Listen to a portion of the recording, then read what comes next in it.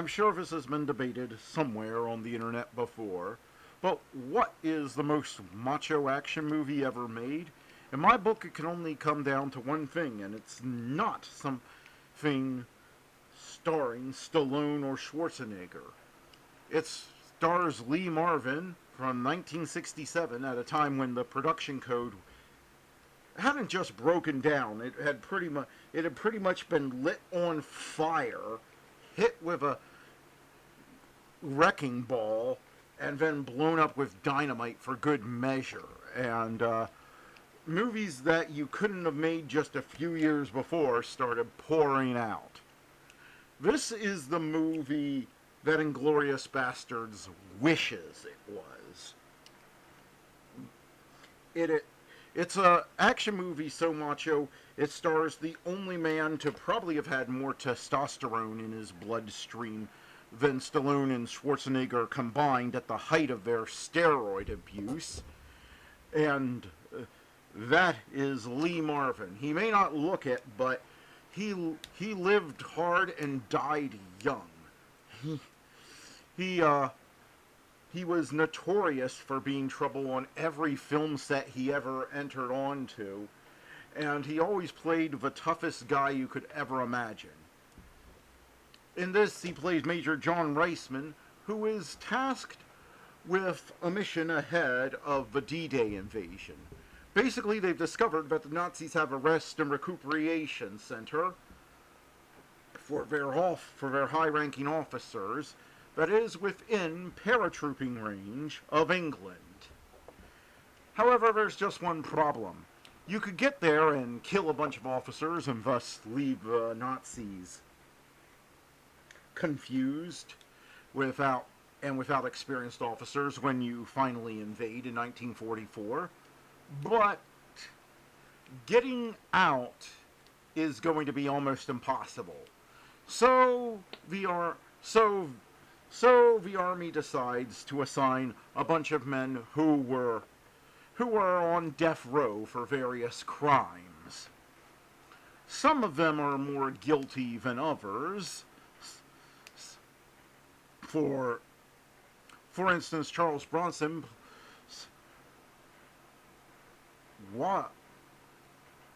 Winslow, it just shot a medic in the back because he ran away with the medical supplies that his wounded men needed. Whereas Telly Savalas's maggot is a man so misogynistic that even Jack the Ripper would tell him to tone it down. In fact, I'm pretty sure he ends this movie with a higher kill count than Jack the Ripper. And he doesn't really care which side he kills people on. So, yeah. So, the movie focuses on first Marvin having to recruit all these people, played by a variety of moderately famous character actors at the time, who many of which would become household names in the 70s, but this was just before they became famous. So the movie has an interesting mix of talent. First, he makes them build their training camp. Then he has to find a way to make them bond as a team. Then they have to win a war game scenario to prove that the team is functioning. And any step along the way, if they mess up, all 12 of the dirty dozen go back to death row and get hanged. So, as you can imagine, there's a ton of tension. Then, after they finally win the war games, finish paratrooper training, deal with a stuck-up officer at the parachuting school who has them beaten up to try and find out about their top secret mission, but they can't tell him anything. Then they're finally off on the mission, which is supposed to go like this. 1. Down to the roadblock we've just begun. 2. The guards are through. 3. The Major's men are on a spree. 4. Major Winslow goes through the Major and Winslow go through the door. 5. Pinkley stays out in the drive. 6. The Major gives the rope a fix. 7. Winslow throws the hook to heaven. 8. Jimmy's has got a date. 9. The other guys go up the line. 10. Sawyer and Gilpin are in the pen. 11. Posty guards points 5 and 7. 12. Winslow and Major go down to delve. 13. Franco goes up without being seen. 14. 0 hour. Jamirs cuts the cable. Franco cuts the phone. 15. Franco goes in where the others have been. And 16. We all come out like it's Halloween. Unfortunately, things of course go wrong almost immediately, mainly due to Maggot being Maggot, and he doesn't like hookers at all.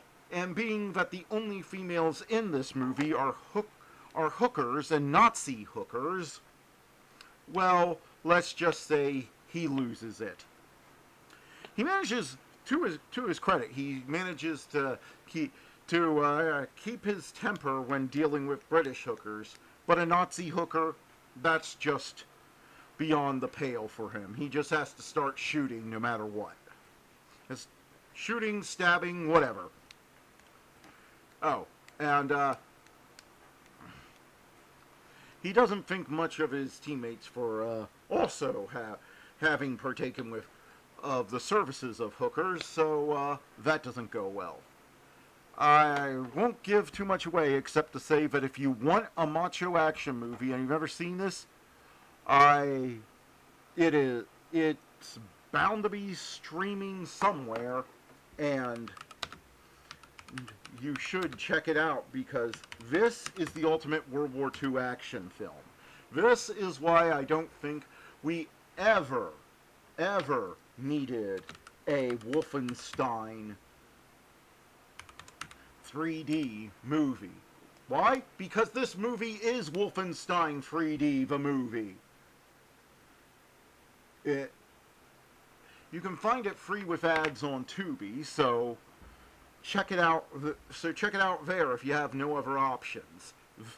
But you are in for something that doesn't waste your time and is not only the most macho action movie ever made in my book. It is also one of the greatest action films and one of the greatest World War II thrillers ever made. I don't even care that it's completely made up and that they would never greenlight this mission in real life. Most of the time that sort of thing bugs me, but it doesn't with this one. Between the perfect cast, 100% perfect direction, tension, and balls to the wall action, this is the ultimate summer World War II guys movie. Just go in knowing that it's rated R for a reason. So, yeah, it's violent, profane, and a ton of fun to watch, but it also has a heart and a bit of a message about the cost of war without being over the top about it. The movie actually ends on both a victorious and a bit of a down note. Victorious in that the mission is accomplished and that some of our heroes make it out alive, but also on a down note in that it doesn't shy away from showing the cost of war and showing that, yeah, civilians do get caught in the crossfire. So, and that the people at the top rarely care about any of those facts. So, If you've never seen it, which I'm sure there are some people who haven't given its age, check out The Dirty Dozen. You won't regret it. Television. This is the mortgage, Cindy's college money. If I do right by Mrs. Christian, the circle she runs in, this could be the break we've been waiting for. That's all I can tell you, honey. Sometimes you can't know what I'm doing. It's better that way. It's always that way. As you know, my husband passed away recently. Yes. My husband was the only one with the combination to this. These were my husband's private things. I didn't realize. Do you want to tell me what you found, Mrs. Christian? Private Detective Tom Wells is one of the only people who has seen it. It is 8 millimeters wide. It runs at 16 frames per second. And he has been hired to discover if what's on it is real. Finding the guys who made this film is going to be very difficult. I need information. I thought you might be able to help. I'm gonna tell you, there's things that you're gonna see that you can't unsee. They get in your head and they stay there. Some doors should never be opened.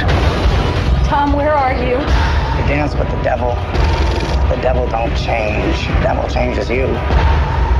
Because once you go through, I'm gonna be okay. I'm gonna be okay. there is no going back.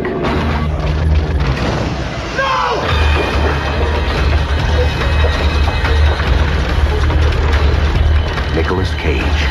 I'm trying to understand! Wherever you were, just forget about it. I can't. There's no one left to finish this but me. 8 millimeter.